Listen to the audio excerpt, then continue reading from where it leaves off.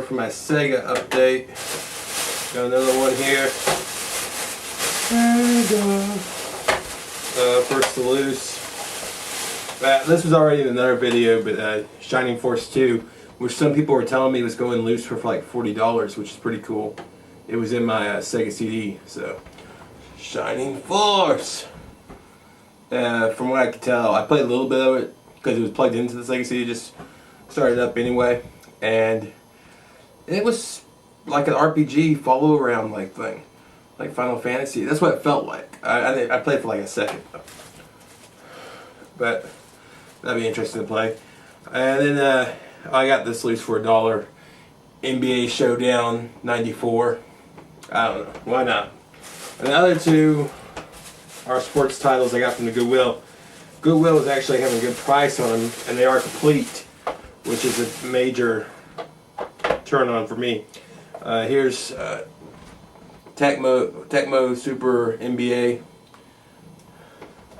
Sega booklet, and you got your cartridge. Booklets. It's not in color though, it's black and white. Sad Panda. But yeah. It doesn't include it does a little article about each team. That's pretty interesting. Let's see. I'm going to read the Bulls ones. Scottie Pippen's versatility makes him one of the NBA's best players. At 6'7", 223 pounds, he's big enough to play forward. Yet he has the shooting range and ball handling skills to play guard. The Bulls benefit greatly from the rebounding and defensive work of underrated Horace Grant. Grant and centers Bill Cartwright and Scott Williams sacrifice scoring for victories. In B.J. Armstrong and John Paxson, the Bulls have two guards who can play both point and shooting guard. Both excel at finding the open man when running a fast break, and both can connect from long range. And you know what that tells me is, of course, Jordan isn't in this game, which is a shame.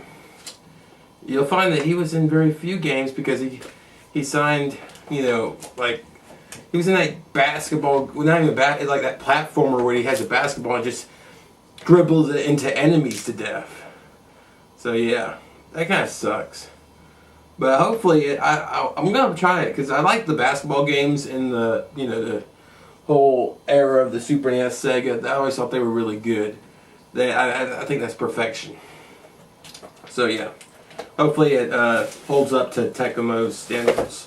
And the other one is RBI Baseball '94 for the Sega. By '94 in here. Booklet. It does have like chip there. I found that later, but both of the Goodwill games are 171, which is good because before someone was overpriced them at like $350, pissing me off. But yeah, cartridges in there.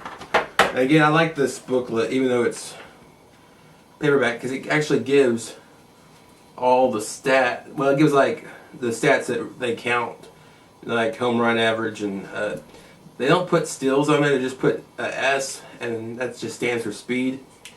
And for me personally, I don't know, just because probably I've been always a slower person, big slow guy, I always like to pick the speediest teams. And they go out, you know, they got the '94 teams, but they also got the older teams in here. And my personal favorite, let's see, they're pretty good. I think it's '87 though. It's the, yeah, here it is. The '87, no, wait. They don't have the '88, maybe the '86. No, '86. Well, actually the '85 is pretty good. I like the '85 Cardinals because those guys can run. You have Willie McGee and Vince Coleman, both are like at a perfect 20. I think that's as high as they go in this game. Both 20. And if you remember, Vince Coleman's that guy was stealing. For like 3 seasons, he stole over 100 bases. Then you got Andy Van Slyke, who 15 speed. Then you got T.H. Sackett, 14 speed. Ozzie Smith, 14 speed. Terry Pendleton before he got too big, 11 speed. Those are some speedy guys. But also, that 87 team is tempting because while it doesn't have the 220 guys like this one has, it has more well-rounded speed. But yeah, I love playing the speed in this. It's all about the speed. And from the looks of it, on the back here, they show some of the game footage, and you can see, like, they show the people's faces like when they're pitching in a bat. I don't know if I would like that or not, but at least they're trying to say, hey, we got their likenesses down a bit here, you know, rather than it being more generic or something. So yeah, that's my update. Sega. Yeah, I'm gonna take care of this. I got a blank case that I got what was it? I got Mick and Mac, was it Global Gladiators in? And I'll slip this in the case and take out Mick and Mac, since it's worth something. So yeah, that's my update. Sega collection grows.